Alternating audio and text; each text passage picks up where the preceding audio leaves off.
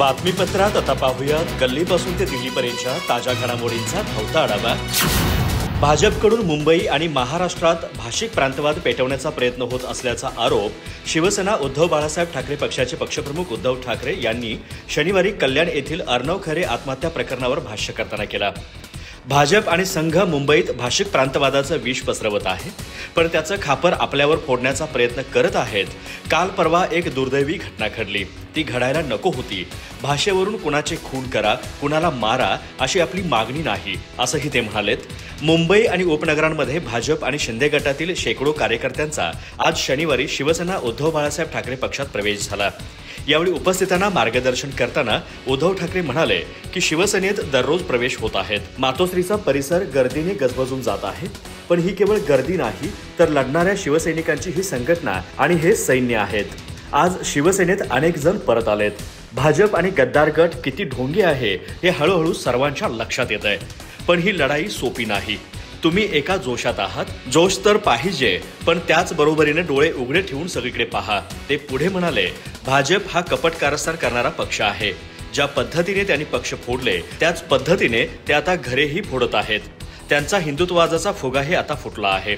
पालघरमध्ये आपण सत्तेत असताना जे साधूंचे हत्याकांड झाले त्यातील आरोपींना भाजपने 2 दिवसांपूर्वी आपल्या पक्षात प्रवेश दिला।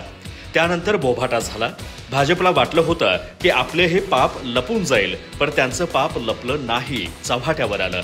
त्यानंतर त्यांनी घाईगडबडीने त्या आरोपीच्या पक्षप्रवेशाला स्थगिती दिली आहे। म्हणजेच काय की त्यांचं हिंदुत्ववादाचं ढोंग फुटलं आहे। शब्द फिरवण्यात भाजप हुशार आहे। आशिष शेलार हे काही दिवसांपूर्वी मशिदीमध्ये गेले होते। त्यांनी सांगायला हवं की कोण महापौर होणार आहे। मुंबई मनपामध्ये जर भाजपची सत्ता आली तर खान महापौर नक्की होणार। हे लोक मतांसाठी काही करू शकतात, कुठल्याही थराला जाऊ शकतात, असं ठाकरे गटाचे आमदार महेश सावंत यांनी म्हटलंय। महेश सावंत म्हणाले की राजकारणामध्ये प्रत्येक नेता वल्गना करत असतो की आम्ही यांना संपू, त्यांना संपू, पण येणारा काळच सांगू शकतो की मुंबई मनपावर कोणाची सत्ता असेल। यावर निवडणुकीनंतर बोलू, यात आता बोलून काहीच फायदा नाही।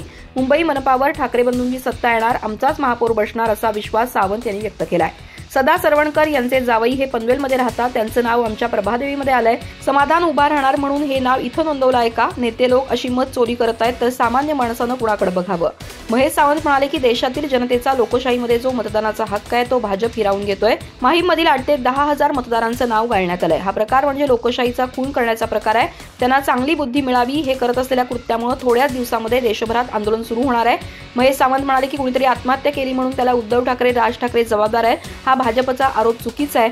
भाजपला देशातील अनेक राज्यात सत्ता मिळालेली आहे आणि ते असं आंदोलन करतात ते चुकीचं आहे। त्यांना चर्चेत राहण्यासाठी ठाकरेंवर आरोप करण्याशिवाय दुसरा काहीही पर्याय नाही। भाजपच्या कणकवली नगरपंचायतीच्या नगराध्यक्षपदाच्या उमेदवाराच्या घरात बोगस मुस्लिम मते आढळल्याचा गंभीर आरोप भाजप खासदार तथा माजी मंत्री नारायण राणे यांचे सुपुत्र तथा सत्ताधारी शिवसेनेचे आमदार निलेश राणे यांनी केला आहे। निलेश राणे यांनी ही बोगस मते कुठून आली असा प्रश्न निवडणूक आयोगाला विचारला आहे। यामुळे त्यांनी विरोधकांच्या सुरात सूर मिळवल्याचं चित्र निर्माण झालंय। राज्यात सध्या 246 नगर परिषदा आणि 42 नगरपंचायतींच्या निवडणुका सुरू आहेत। या प्रकरणी 2 डिसेंबर रोजी मतदान आणि 3 डिसेंबर रोजी निकाल जाहीर होणार आहे। या प्रकरणी राज्यात सर्वत्र आरोप प्रत्यारोपांचा धुरळा उडला जात असताना सत्ताधारी महायुतीमधीलच घटक पक्ष असणाऱ्या शिंदे गटाचे आमदार निलेश राणे यांनी उपरोक्त सवाल केलाय।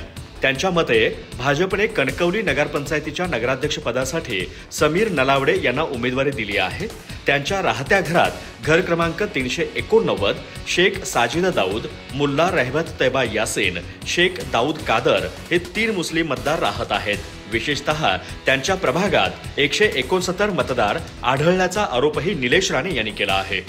निलेश राणे यांनी शनिवारी या प्रकरणी एका वृत्तवाहिनीशी बोलताना म्हणाले, भाजपचे कणकवली येथील नगराध्यक्ष पदाचे उमेदवार यांच्या घराच्या पत्त्यावर आम्हाला मुस्लिम मतदार आढळले, ते बोगस आहेत, ते तिथे कसे आले हे सर्व प्रश्न आम्ही निवडणूक आयोगाला विचारलेत। त्यांनी काय केलं की निवडणुकीच्या अगोदर इथून तिथून बाहेरून जवळपास 150 ते 200 मतदार एकत्र केले। भाजप पक्ष राज्यात कुठेही मुस्लिम समाजाला कधी उमेदवारी देत नाही, पण मते चालतात, ती सुद्धा बोगस मते चालतात। ही आढळलेली मते खरी आहेत अशातला भाग नाही। आम्ही या प्रकरणी गरज पडली तर निवडणूक आयोगाच्या कार्यालयात आंदोलनाला बसणार आहोत। त्यानंतरही काही झालं नाही तर आम्ही बुधवार ही 169 लोक कशी पोहोचतात हे आम्हालाही पाहायचं आहे, असंही निलेश राणे म्हणाले। मनसे आणि काँग्रेसची विचारधारा सारखी नाही. आमची विचारधारा वेगळी असल्यानं मवियामध्ये त्यांना घ्यावं का नाही हा विषय आता आला असावा. पण शरद पवारांनी जी भूमिका घेतली, आपण आघाडीमध्ये लढलो पाहिजे, त्या संदर्भात सर्वांनी एकत्र येत भाजपला संपवण्यासाठी काम केलं पाहिजे. यासाठी आम्ही सकारात्मक आहोत, असं काँग्रेस नेते विजय वडेट्टीवार यांनी म्हटलंय. काही ठिकाणी मनसे सोबत आघाडी बनवत आमचे पदाधिकारी पुढे गेलेत. आम्ही सकारात्मक आहोत. विजय वडेट्टीवार म्हणाले की काल परवा जो मुंबईमध्ये मतदान कार्ड मिळालं त्यावर भाजपचा विश्वास असेल म्हणून ते मवियाचा पराभव होईल. आम्ही इतके टक्के मतदान घेऊ असं सांगत असतील. जे बिहारमध्ये केलं ते उद्या ही लोक मुंबईमध्ये करतील. त्यांना लोकशाही ठेवायची नाही, त्यामुळे ते पारदर्शक निवडणूक होऊ देणार नाही. पण बॅलेट पेपरवर निवडणूक घेतली की काय खरं काय खोटं समोर येईल आणि तुम्हाला तुमची अवकाश समजेल. विजय वडेट्टीवार म्हणाले की भाजपचे 100हून अधिक नगरसेवक आणि 3 नगराध्यक्ष बिनविरोध निवडून आले. हे दादागिरी आणि पैसा दबाव यंत्रणेचा वापर यामुळे शक्य झालाय. पैशाचं प्रलोभन आणि यंत्रणेचा दबाव टाकत निवडणूक होत असेल तर हे सर्व होऊ शकतं. सत्ता तुमची असल्यानं तुम्ही लोकशाही पायदळी तुडवण्याचं काम करत आहात. तुम्हाला कुणी रोखू शकत नाही. उपमुख्यमंत्री एकनाथ शिंदे यांच्या नेतृत्वातील सत्ताधारी शिवसेनेचे तब्बल 35 आमदार भाजपात जाणार असल्याचा मोठा दावा शिवसेना उद्धव बाळासाहेब ठाकरे पक्षाने केलाय. एकनाथ शिंदे यांनी जे पेरलं तेच उगवलं. भाजपला ते आता नकोशे झालेत. त्यामुळे महाराष्ट्रात त्यांना त्यांची जागा दाखवण्याचा लोटस कार्यक्रम सुरू झाला आहे, असं ठाकरे गटाने म्हटलं आहे. भाजपच्या कथित फोडाफोडीच्या राजकारणाला कंटाळलेले शिंदे सध्या नाराज असताना ठाकरे गटाने हा दावा केल्यामुळे महाराष्ट्राच्या राजकारणात एकच खळबळ उडाली आहे. ठाकरे गटाने आपल्या मुखपत्रात म्हटलं आहे की महाराष्ट्रात सध्या जे नाराजी महानाट्य सुरू आहे ते गांभीर्याने घेण्याची गरज नाही. उपमुख्यमंत्री शिंदे दिल्लीतील त्यांचे पक्षप्रमुख अमित शहांना भेटले आणि त्यांनी मुख्यमंत्री फडणवीस आणि भाजपचे प्रदेशाध्यक्ष रवींद्र चव्हाणांची तक्रार केली. हे लोक आमचा पक्ष फोडत आहेत. चव्हाण पैशांचा वापर करून आमचे पदाधिकारी विकत घेत आहेत. हे आम्ही सहन करणार नाही. शिंदे यांच्या तक्रारीवर अमित शहा फसकन हसले. शिंदे यांनी विचारलं, साहब आप क्यों हस रहे हो? यावर शहा म्हणाले, कोण कोणाचा पक्ष फोडत आहे? मुळात तुमचा पक्ष हा आम्ही म्हणजे भाजपने फोडाफोडी करून बनवला. तुम्ही फुटलात. आम्ही त्याला पक्ष म्हणून मान्यता दिली म्हणून तुम्ही पक्ष वगैरे भाषा वापरत आहात. तुमचा जो काही पक्ष आहे तो भाजपची उपशाखा आहे. शिंदेजी, आप क्रोनॉलॉजी समज लीजिए. पैसे वाटून माणसे फोडण्यात तुमचा हातखंडा आहे. चव्हाण ते करत असतील तर वाईट वाटून घेण्याचं कारण नाही. आप मुंबई जाओ और रवींद्र चव्हाण के साथ बैठकर चाय पिओ. उगाच फालतू तक्रारी घेऊन दिल्लीकडे येऊ नका. शहा शिंदे यांच्यामधला हा संवाद मनोरंजक आहे. आता शिंदे म्हणतात त्यांची दिल्लीवारी यशस्वी झाली आणि आपला सन्मान राखण्याचा शब्द शहा यांनी दिला. ही शिंदे यांची बतावणी आहे असं ठाकरे गटानं म्हटलं आहे.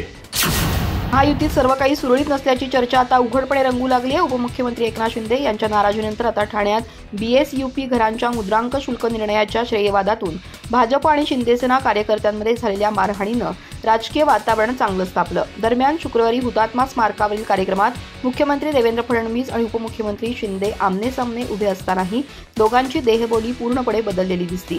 त्यामुळे शिंदे फडणवीस यांच्यातील तणाव टोकाला गेल्याचं दिसून येत असून भाजप शिंदे सेनेतील राजकीय कलह आणखी तीव्र होत असल्याचं चित्र ठाण्यापासून दिल्लीपर्यंत दिसून येत आहे.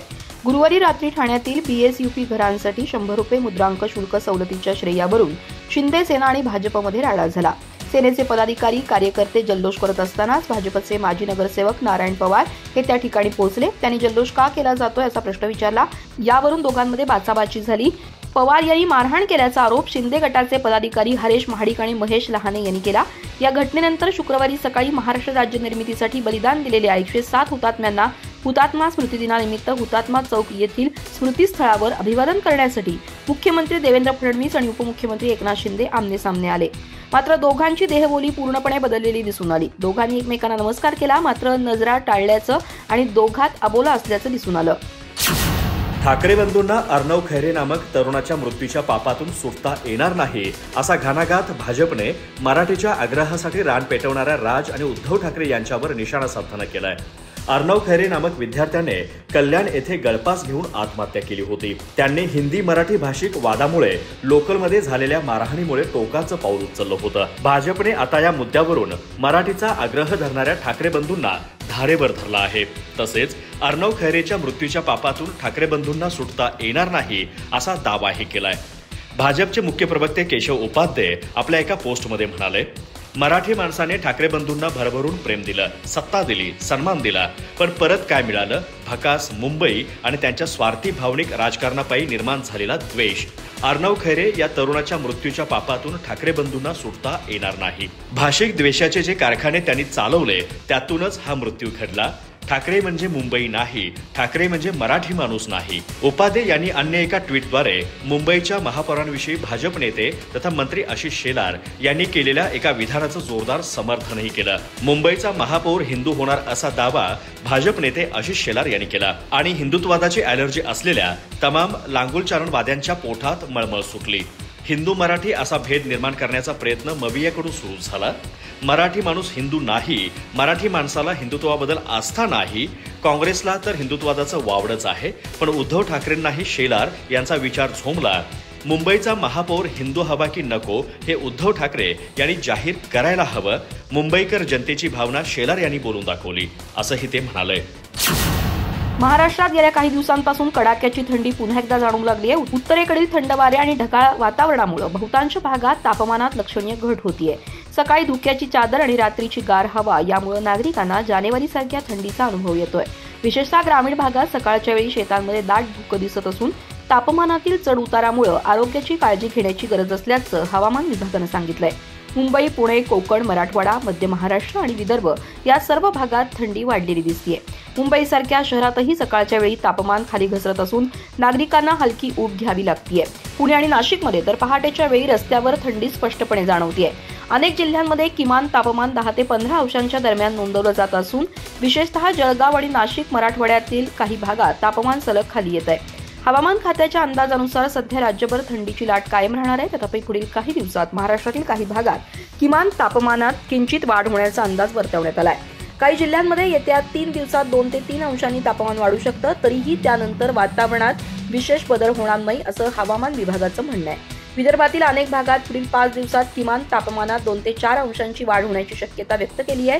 तरीही सकाळ संध्याकाळची गारठ्याची परिस्थिती तशीच राहणार आहे. राज्यातील मध्य महाराष्ट्र आणि तळ कोकण या भागात पुढील 3 दिवसात हलक्या ते मध्यम पावसाची शक्यता हवामान विभागानं वर्तवली आहे. ढगाळ वातावरण आणि पावसाच्या शक्यतेमुळे किनारपट्टी भागात तापमानात काहीशी वाढ होऊ शकते. मात्र उर्वरित महाराष्ट्रात कोरडं आणि गारठ्याचं वातावरण कायम राहील. झपाट्यानं घटणाऱ्या तापमानामुळे विशेषतः लहान मुलं, वृद्ध नागरिक आणि शेतकऱ्यांनी आरोग्याची काळजी घ्यावी अशी सूचना देण्यात आली आहे.